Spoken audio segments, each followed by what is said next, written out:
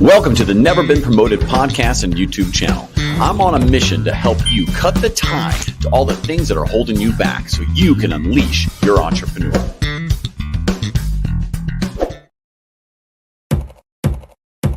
Welcome to the Never... You know what? We're going live again. Let's do this. Back-to-back live podcast today, YouTube. Today, we're going to be joined by a special guest named Katy Ray. I was messing with her name. I almost said it there. Founder of Fostering Hearts in Florida and Humans First Coaching, but also Not a Great Whisperer podcast, which I don't know that means she yells in people's ears or has trouble controlling the sound of her voice. We're going to find out here in a minute. Before we get going, listen, this is one of the first times you've heard the podcast or seen the YouTube channel. Thanks for stopping by. Give it a try. I'm here to really try to help entrepreneurs unleash their entrepreneur. This notion of cutting the time, it's a metaphor of all the stuff that holds you back. People, things you want, excuses you make, and those little fears you hold on to. No need to do that. Let it go. Go become a great entrepreneur. And if you can learn something from any one of our guests of, what they're doing in the world today, how they got there in their journey, that kind of micro mentoring will make you really realize you're not alone and you can do it. And you just do have to just kind of do it sometimes. Sometimes it's going to be up to you.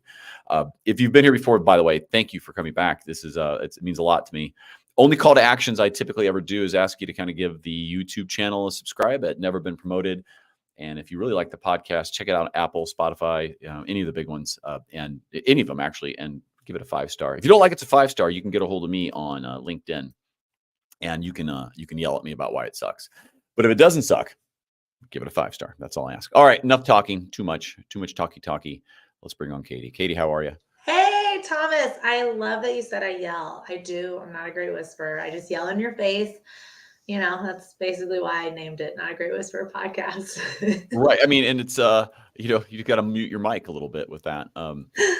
You're joining today from Tampa, Florida, correct? I am. I'm in the Clearwater area, but I am in Tampa Bay with clients, and the Fostering Hearts is located there. So, yeah, Tampa, Florida. You were just here. A lot of people don't realize Tampa is, I think it means lightning. And people my kids are like, no, it doesn't. I'm like, I think it does actually mean lightning. And how much lightning you actually get in the state of Florida, but specifically in that area, is incredible. It's like 5x anywhere else in the country. It's unbelievable. Yeah, it's not great. I mean, I feel like I know like a few people that have been struck by, not like people who know people. So like, yeah, I don't think it's not a great place to talk about if you're talking about lightning and being struck by lightning. It creates does it create some like PTSD for some people? Yeah, probably. Because like, it's funny because I've been on the beach, a number of times in Clearwater, other places. And sometimes, my wife and I kind of get into it a little bit when I'm like, I see the giant cloud coming away and I look at my phone, it's like 8-9 miles away. I'm like, hey, listen, we need to kind of get off this beach. And they're like, it's so, I'm like, it's lightning doesn't care. It shoots all directions, right? It's, hammer of Thor's coming for us. And I'm safety like you are. Yeah. Floridians are not. I'm a Floridian though. I was born in Buffalo, New York, but I grew up here since I was 5. But I watch people stay in there while it's pouring. They're like, oh, 2 miles of light. It's okay. It's fine. I'm running. I'm running. Get me out of here.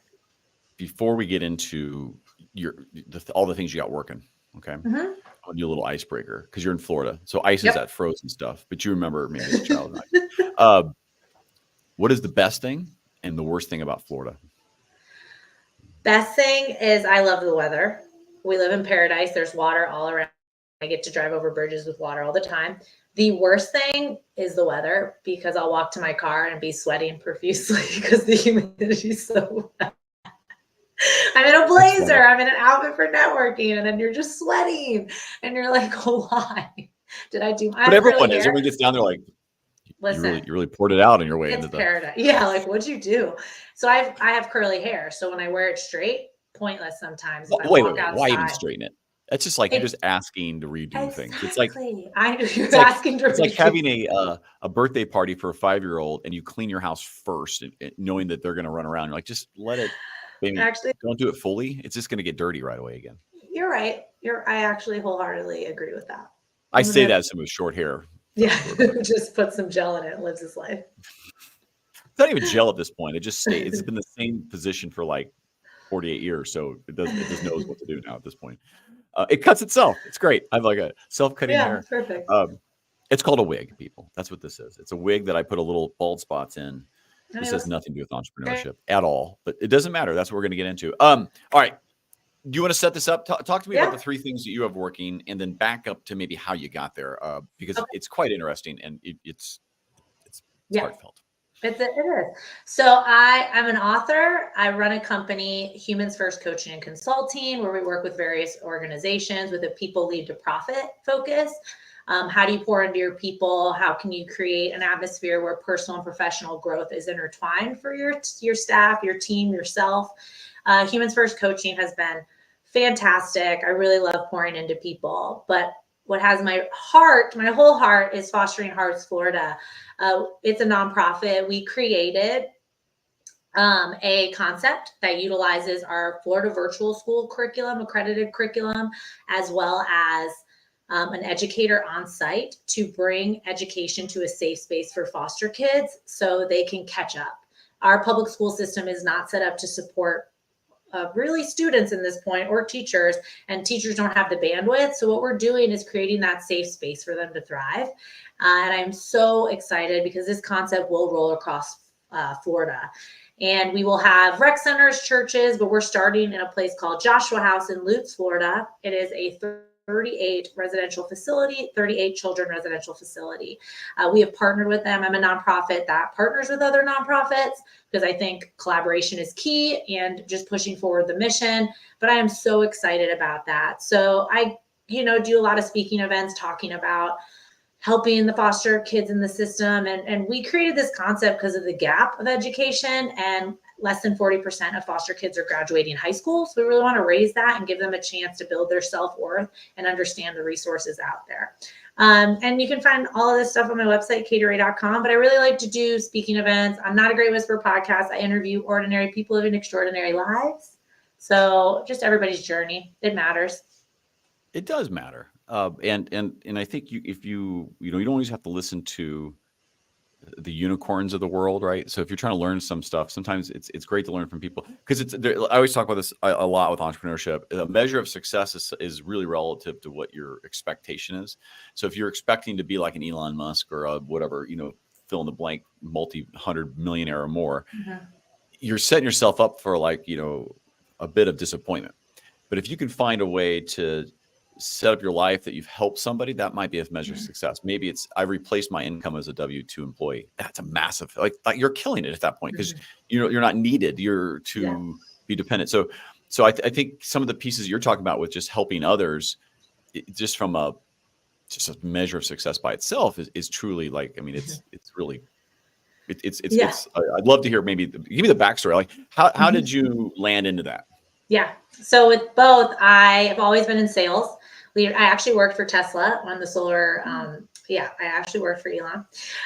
So I've always been in sales, IT sales, large IT manufacturers, and I've always run very large teams of like 40 inside sales reps, outside sales, all of these things. And I always focused on people, but I would always get a CEO or COO a focus on the numbers, which is important. I know we have to drive revenue, but it was always a battle of like, how are we pouring into our people? That doesn't matter. Where's your next sale? So that was always my fight. And I went 15 years really just staying true to my core of people. And at the last executive team I was on, I realized I don't want to have this fight anymore. I want to work with like-minded leaders. I want to bring my ridiculous amount of energy to large groups of people, small groups of people, whatever that looks like. And I really just want to show people that it matters, you matter, and professional and personal growth is always intertwined. You can hit that promotion or never been promoted, but that title doesn't mean anything if personally you're not working on yourself. So Humans First Coaching came from that. Well, I am just an empath and I hear stories about foster care and I just couldn't sit in my sadness anymore. So I created Fostering Hearts Florida, but I did research the first 2 years to understand the gaps in the system, and education just kept coming up. And we as a team created this concept and now we're just going straight for it, roll it across Florida, and hopefully other states pick this concept, because it's going to be great for the foster kiddos. They're going to start really building their self-worth. And I think it's so important because look at us at our age, how many things do we have to incorporate? But we know where the resources are to help ourselves like grow. Like how many things do you have on your routine to make sure you stay focused, to make sure your team, these kids don't know what they don't know. And it's really important we get in front of them and show them that there's people out there that want to support them. And what's been the response? Like, do you have like a success story that you can kind of hang a hat on already with the non-for-profit, the Yeah. Fostering Hearts Florida? Yeah. So we have a few board members that are parents, adopted parents for older kids. And this concept launch is August, but we have a 14-year-old who has had the chance to really hone in on her. She went into 2 years ago not being able to know what a negative number is, know how to do math. Her reading level is down, and now she's gotten the support she needs from tutors as well as a guardian that's really honed in on what she needs, and she's thriving now and actually wants to share her story. It's really hard in groups to have a foster kid or former foster child share their story with all the eyes on you. We know we love it. We love it, but it's hard, but it's been really powerful for her. Yeah.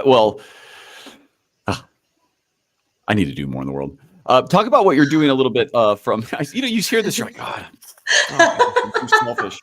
And that's the response you're supposed to get. Like, yeah, I hope I've created that. Serving others. I tell the kiddos, and I think this was an Audrey Hepburn, but you have one hand for serving yourself and another hand for serving others. But it's really important. I think the timing's really important too with entrepreneurship and everything. Is I had to be in a really good place because pouring yourself into others all the time, it gets people into burnout. We do workshops on avoiding burnout and things like that, but you have to be in a really solid place and ready for it because there's so many ups and downs. Like and staying the course is probably one of the hardest things for people. Yeah. Well, talk about your own adventure. What's maybe the one main thing you've learned? You have a few things going on right now, podcasts and your consult. Like, tell me about what you've learned, but like, what's the biggest takeaway you've had from your own journey? To continue being in rooms where I fill my own cup up. So I love talking about fostering hearts and serving others. So like get into more rooms where I leave, where my adrenaline's really high, where I don't feel depleted. Like go into rooms where you are actually filled up too. When I connect with people and they see or we're collaborating or they see the importance of this, it just feels so good. And I've definitely learned that as a recovering people pleaser, not everybody's gonna like me, and I'm totally cool with that. Well, that is a problem. So I think part of when I talk about this a lot. So kind of the idea of the cut the tie metaphor. One of the things you'll have to realize, you're going to let go of some. It's not like you're like, hey, I'm done being friends with you, but you're going to get rid of people who just don't maybe get what you're doing, and they feel uncomfortable because you're taking a risk, and people tend to want to pull you to where they feel comfortable, and not less so be supportive of what you're trying to do. Mm-hmm. That's going to be that's one of the hardest pieces of entrepreneurship, is realizing you'll need to navigate away from certain individuals in your life. Yeah. And that could be some people that are very, very close to you. And if they're really there and they love you, or they were going to they're really a friend or whatever it is, they're going to come back around, not just when you're successful, but when they finally see how passionate you are about what you're doing. And maybe you have an example of that. I hope you do, because otherwise I got to change the question to you right away. But do you have any examples of that? Or have you seen that kind of in your own journey? 100%. And I'm someone who shows up for people like a lot. And I've also had to take a step back and be like, is this something I want to do today? Is this something that will benefit me, will fill my cup up? Like, I'm allowed to say no. But yeah, I've had actually other business owners that have been removed from my life. And it's not that I'm a very kind-hearted person and I wish the best for everybody. But I just I don't have time for this. And I'm very honest. So I'm just like, right now, this doesn't serve me. This friendship doesn't serve me. Right. And like, what does being an entrepreneur though mean to you? So you come from like teams and you made that transition. Do you want to talk about kind of like that step, like fear that's going through your kind of, body at that moment? Like, I'm going to do this myself, and excitement at the same time. And, talk about that a little bit, maybe, support structures that were in place that helped make that happen. Well, being an entrepreneur actually was a little lonelier than I thought at first. And it was really hard for me to realize that it doesn't have to be lonely. There's other entrepreneurs, there's communities out there that want to help you and mentor you. But I always thought as an entrepreneur, I had to just lead the charge, and asking for support was really hard at first. And I ask for support because I see other entrepreneurs doing it. So it's really understanding too the authentic business owners across the board and seeing like the truth and kind of reading between the lines and understanding like that's a fake one. That's a real one. That's a fake one. And understanding that my journey is going to be totally different. The competition thing in the beginning was really hard on me. Like, oh, I'm supposed to be here. Oh, I'm supposed to do this. And I lead workshops that are talking about milestones and how society norms don't matter. And that happens in entrepreneurship. You're like, oh my gosh, I have to be at 1 million after 6 months. And it's like, no, it's okay. Like stay the course, stay the course. I'll take it though. I'll take the 1 million if you have it. Well, of course, you need to hand it over. Great. And listen, so that's a big piece. So you're setting your own expectations. And I go back to this of, you're always comparing yourself to others, what they've done. A lot of that comes from self-reflection of where your shortcomings are. And sometimes it's bigger picture stuff of like, hey, you're not very humble. You're talk too much in meetings. You're completely insincere. Like what have you had any, and I don't get this vibe, but have you had that self-reflection of like, I got to really quit doing this, which I don't know. I have plenty of examples. I did that in first room. So when I was in teams in corporate, I was not a great manager or leader. The things I would say, responses to people, and I'm like a people over everything mindset person. And it's funny because I got off away from my core because I saw other leaders doing it. So I was like, oh, this is the only way I can move up is if I strike the fear into my people and they have to hit like your 60 dials or whatever that looks like. And then I did my self-reflection. I'm like, oh my gosh, this is so bad. Not uncomfortable in a good way. This is not who I am. So with entrepreneurship, I'm actually able to just bring my whole self and not have to worry about what I see on the other side or how that leader is in the community. I get to just show up. Now you made the step. Do you remember though? Let me tell you a story. So it was actually in Florida. So just out of college, you had the big corporate consulting job. I just finished like the summer training. It was in Tampa, and I'm sitting on the beach, and I'm thinking, like everyone's partying because it's kind of like we're about to go, and I'm like, and I was thinking to myself, is this it? Like this, like I'm done with college, about to start this career, and I'm like. And I'm going to be sitting in an office and cube. And I remember sitting there like kind of like depressed about it.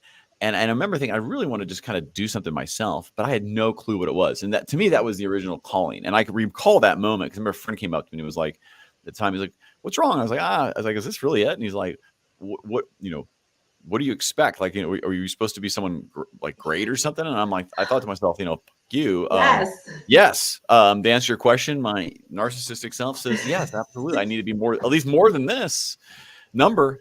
And so he kind of walked off like, and I was like, all right, listen, I'm not, but the point is, I know that was the calling. So here's my question to you. Did you have one of those, or once again, do I have to change the subject?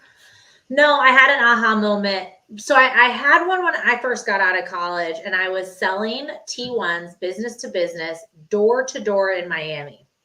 Because I would walk in, it was very uncomfortable. I was like, why am I selling? I would go in and just chat with the gatekeeper. I was just like, hey, it's hot out today. I'm going to get some water. And I would just be chatting. And when I would get to the decision maker, they would try to recruit all this. And when I walked out, I was like, why am I making money for other people? Like, I was just like, what is happening? But also as a female in sales at that time, I was really just like, I want to show, like I was being very competitive.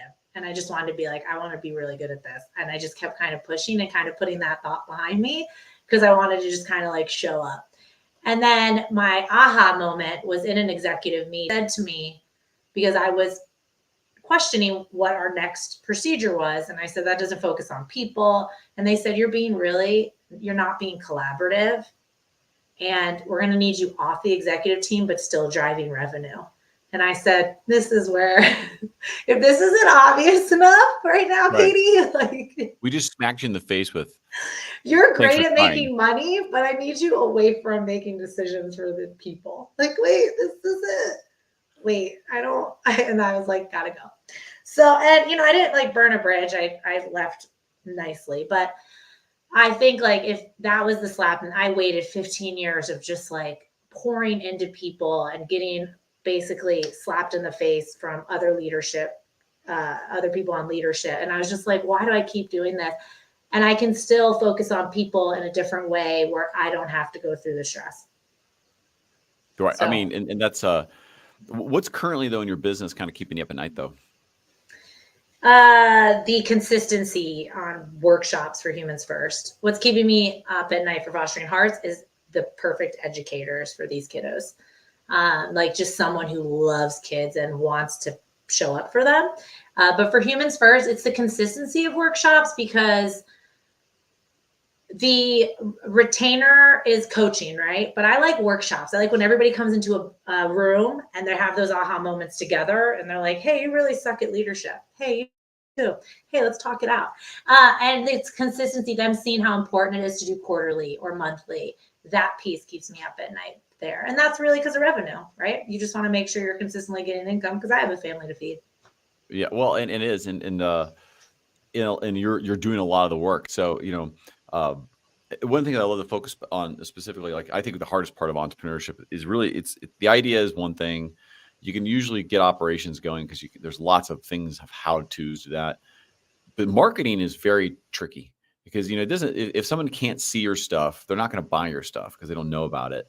And this is where I think, you know, a lot of people give up because good ideas, good logos, what all the other things, and they talk it, but they don't know how to get out there. So, and it's hard to scale. So maybe take a few moments on the kind of where your marketing challenges have been and where they still lie, maybe a little bit too, and also what you're kind of doing about it. So I really love being in groups of people, like any types of marketing. For me is just like the consistency piece. You have got to get people who are good at it on your team, able to help you. I can't sit there and set up a marketing account. I'm the sales side. I'm the sales brain. But I just get in front of people, more personal relationships. But marketing is such an important tool that I just have not mastered. And really target audience. Like if I don't want to travel for the next 6 months, how am I targeting people for virtual workshops? Like what does that look like? Or if I just want to travel in the area, how does that look for Tampa Bay? But there's just so many amazing techniques that I just haven't really put enough effort into. And it's that effort, because I'm really big on passion. And I think that's one of the characteristics for entrepreneurship. Like, what are you passionate about? But also, how are you stacking the support around you? Because I'm passionate about getting in front of people, but who do I have on my team that helps me get in front of people? Like, how is this working? Well, and I think a lot of, you know, it's always shifting. So if marketing is not something that just comes to you, it becomes kind of a job, and you don't want to do the job, right? I don't. And it's hard, but you have to, and it's where a lot of people fall off and they give up, and or they spend tons of money, they go broke trying to, you know, do the ads, and you're like, but no one's going to buy that from an ad, like, you know, and so there's a strategy that's often involved and missed. In your own kind of, you know, world, you have also, like, you know, the Humans First coaching, and then you have a non-for-profit. Do you feel sometimes maybe spread too thin across all the things you're doing?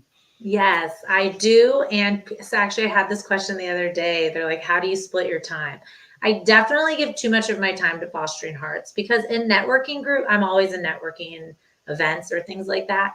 I kind of have to decide who I am that day. And it sucks because you could miss like a donor, or you could miss a workshop, or and it's like having to really understand, because if you give people too much, which again, 2.5 years ago, I was telling everybody my whole spiel, and that's just nobody remembers any. Can I get a drink? I'll be right back. I'm gonna go to the restroom and leave.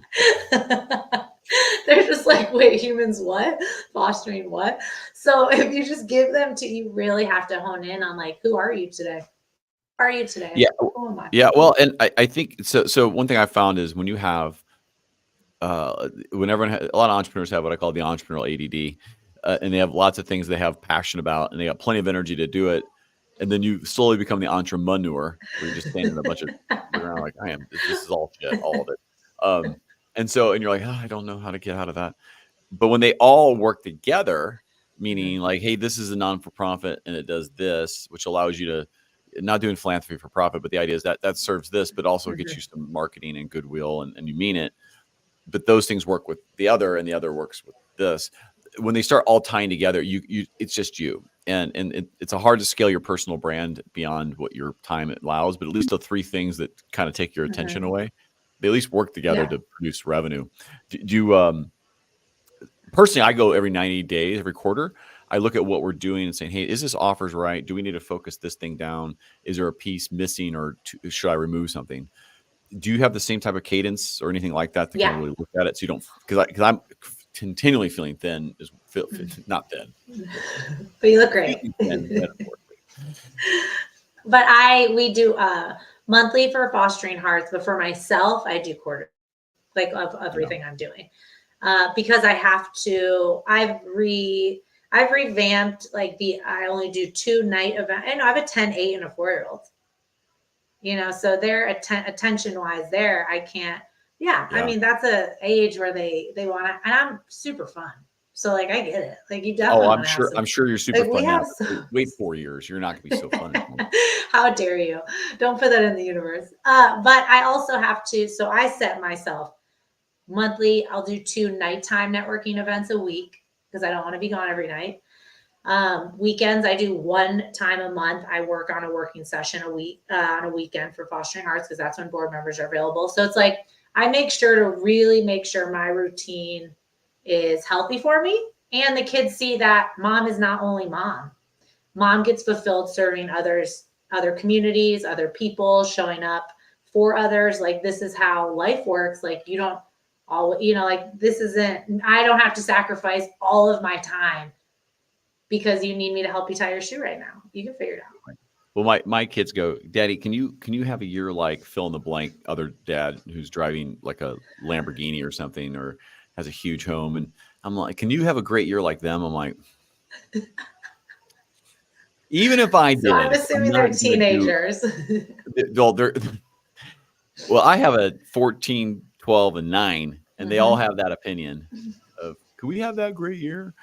And I'm like, even if I did, you're not going to realize it, because I know the next year might not be great. It might be fantastic, but you're not going to see. If I'm rocking a Lamborghini, really things have changed, and you're out of the house because there's no way you're driving it. So, and also anyway, reason number 3 to not have kids, you probably would be driving a Lamborghini. No, I would not. No. I'd rent one just so I could be like, yeah, I'm glad I did buy that. But I don't. That's not the measure. It used to be. So it's interesting. So as a measure of success, right? We can talk about that a bit. Forever, it's been financial, and I can only give the man's opinion, but a lot of men, and I think there's a lot of entrepreneurs in particular, identify their persona, their sense of self-worth with financial gains, rewards, which is around entrepreneurship of how do I make money? And that's the measure. And the funny example I do is, and I'm not flexing, we have this little plaque from YouTube, right? 100,000. I have this other one that I haven't opened in 6 weeks. It's the gold one, right? And my kids are like, why don't you open that? Because I was so excited to get it. And I was like, because it's actually not aligned to my actual mission or purpose. It's a thing. It's kind of representative, making money is that'd be, we always want to make money and do things with it. But my goal is to help 1 million entrepreneurs, not to get a plaque that I got 1 million subscribers. Yeah. And the reason I haven't really cared to open it is because it's cool. It's a landmark, but I haven't helped that 1 million entrepreneurs, which is my goal, which is what's going to give me value. And it's interesting because it's literally a metaphor sitting next to me every day that I use. So in your own world, you still have to hit enough so you don't get by success coming from sales in particular. And where are you navigating to now? And where's the struggle? It always was the paycheck and title. So it was always that. But again, because you allow society norms or things to get in your head, you do stray away from your core or off path. Some people would say, I got off path and this was my focus. Now that I've really focused on serving others, allowing people to show up as themselves, I'm a human that I always tell people, I am a human that with every encounter I have with you, I want to leave you better than I found you and pour my ridiculous amount of energy into you so you can realize the capability you have, who you are, and the magic that is you. And I love my lame little messaging because it just makes my heart happy. But that's how I measure success. How many people have I spoken to and impacted that day? How many people felt comfortable in my presence where they could just show up as themselves? How many people spoke up for themselves? How many people walked out of there I can do anything I put my mind to, or I can change who I am and make life better for myself. And this isn't what I'm stuck doing, or this isn't what I have to do. And, I talk with people about financial stability is important. It is, but does it have to be billions, Lambos, and gold plaques? No, it doesn't. What really makes you feel good? And I can be a VP or president, but if you're not like working internally to know who you are, that doesn't really matter, and you're miserable. Like it just is what it is. So financial stability is a huge piece because it creates stress down in your families and things. So you have to make a business well enough to do this. Now, I say this. I've said this today actually earlier. I was like, the people who can't exist 12 months aren't going to make money. And the idea is you need to know that it's going to take time to establish what your services are, what your personal brand is, your business brand, how your actual value is, the price. That stuff doesn't just, you may hit it right out of the gate. It's unlikely. You're likely going to have a journey of sawtoothing of your revenue. And so in your own piece, on the financial stability side, like, talk about your own support system though to do it, because like if you're on your own and you're like there are harder ways to go, but what have you put in place that wasn't there, or what was already there that helped you be successful or being successful? More mentors, business mentors who have done it, who have gone through the really hard years, and have realized that they do have to change services. I have a co-founder for Humans First who we met on an executive team and actually started doing workshops together. But I built a community of coaches and consultants so that if I'm wholeheartedly into fostering hearts at one point, I'm going to refer that business out to people who are like-minded like me, so that I'm still creating that revenue for myself as well as a community of people. And I'm still serving others. But I'll tell you what, one of the hardest things was me realizing like this doesn't happen overnight. No, like it doesn't. I'm not going to be just perfectly okay tomorrow. But I love people. It's funny because, I already love what I do more than ever working for anybody, but I make way less than I ever did in corporate world. And I'm thinking, man, if I could crack that long term, I'll be super happy, right? But maybe not. I think if you go in, and I love to give these kind of reflective moments, is you have to come in with the right expectation. You're doing it because you love what you're doing, because the truth is it's going to get hard. You're going to want to go curl up in a corner. That's why I don't put a couch over here. I would cry on it every day. I think is that you're going to crawl up in a ball and be like, this sucks. I'm going to go, you'll go mass supply places, and then you'll be immediately like, shit, no one's calling me back. Like, I'm back in this entrepreneurial thing. I've been there. I still do it sometimes just for fun, just to see if anybody actually would interview me. It never happens ever. Because by the way, tip to entrepreneurs: once you put the word founder on your LinkedIn or resume, no one's hiring you ever. And you're totally right. And I can be a person that tests that, because in the very beginning, I was like, I got to get a sales job. And I was just sending resume for resume, but no one. And I'm like, I'm director of sales here. How are you not calling back? But I put founder. Like, over. Yeah, because they know you're not going to stay. Which the irony is, salespeople lifetime value is like, maybe they're 6 months to 18 months anyway. So it's like the fact that like, oh, they're going to leave. Like, you're going to ask me to go anyway. I mean, if I don't make it. Yeah. So just know that just when you go all in, that's one of the ties you got to cut. You got to let go of the idea that you're ever getting a W-2 job again. But I will give you, I will shift the advice just to somebody who's kind of in that spot. It's better to show yourself as the director of sales of your own company, because it might just get lost in the noise of your resume versus the founder of your company. And so you can play that game. HR people right now are probably going, that's not, I don't care. If you need to get a job, it's everyone's like on the comments, how dare you tell people to. No one's commenting. No, but you are a director. You are you could put a sales rep, because what are you doing every day? You are selling yourself. It's true. It's true. So I always ask about this time in the show. Who should get a hold of you, and how should they do that? There's more to come, so don't hang up, people out there. I just like to make sure people in the middle of it, you have to listen to it. So. Anybody interested? Wait. As a marketer, anybody's the wrong word. Let's get very specific. Not anybody. My expert. Always go to the expert, Thomas. Thank you. Business owners, business leaders that are leading teams, educators, and investors for fostering hearts for the foster kids. And you can find me at katyray.com. All the social media, all of the businesses are there, KatyRey.com. and you can reach out to me there and talk to me. But yes, business owners, team leaders, uh, and people wanting to get involved with education and foster kids. Is it a full-time thing you're looking, or is there some of the education? Could a current educator of a public system or whatever else who's looking for a little side hustle, help, whatever? Is that a good candidate for you? Tutoring could happen, but we would want them to leave the system and come to us 9 to 3, Monday through Friday. The big thing for foster kiddos is seeing that consistency and stability with an adult, and just knowing that, they can trust someone. Yeah, it's just stability. I mean, that's for everybody. Let me ask you this. If there's one question I probably should have asked you today and I didn't, what was that question? Oh, one of my favorite books that people never expect me to say is Energy Bus. Energy Bus. It's one of my BUS? favorite. Energy BUS, yeah. Energy Bus. It's great for leaders. Talking about being on the bus. How are you leading that bus? Oh, it's so good. It's not like the movie Speed, where there's a dude driving and then it's been hijacked. There's gum on my seat. Gum. No, Sandra Bullock is not in this book, or Keanu Reeves. But love Speed. Love it. Great movie. Speed 2, not good. There was a side note. There was a bus chase in Atlanta. I saw a video on it. Like someone hijacked the bus recently. Apparently, I don't know. Oh, it was on a feed. I'm gonna guess that's entertaining. That's entertaining.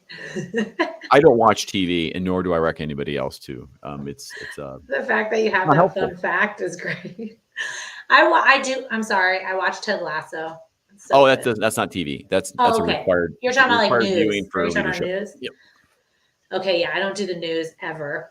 So when people are like, "Oh, did you hear about this?" I'm like, I don't even know what you're talking about. But Ted Lasso has my heart.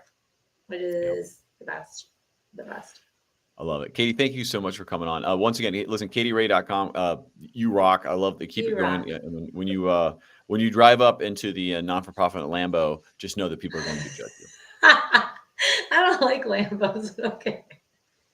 Whatever your representative Lambo, maybe it's a 2013 minivan with a front right quarter panel dented and a lot of other. How dare you?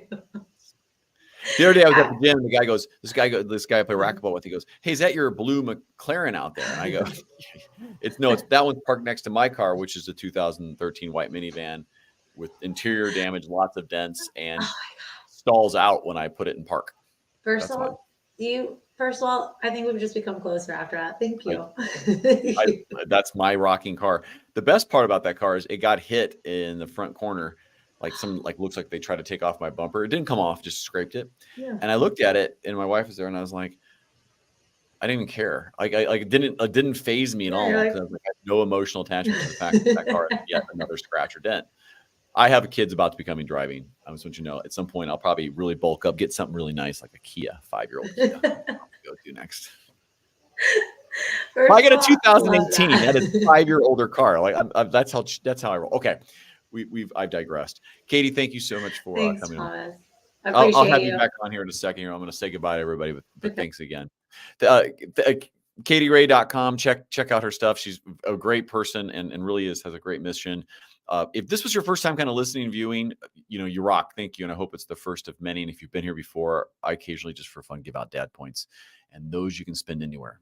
They're great. My kids have billions. Get out there. Go unleash your entrepreneur. Cut all the ties, the stuff that's holding you back. Stop making excuses and just become the entrepreneur you want. And if you can learn something from today's guest or you can learn something from the other shows, I hope you do. Thank you so much for listening. Till next time, thanks for listening to the Never Been Promoted podcast and YouTube channel.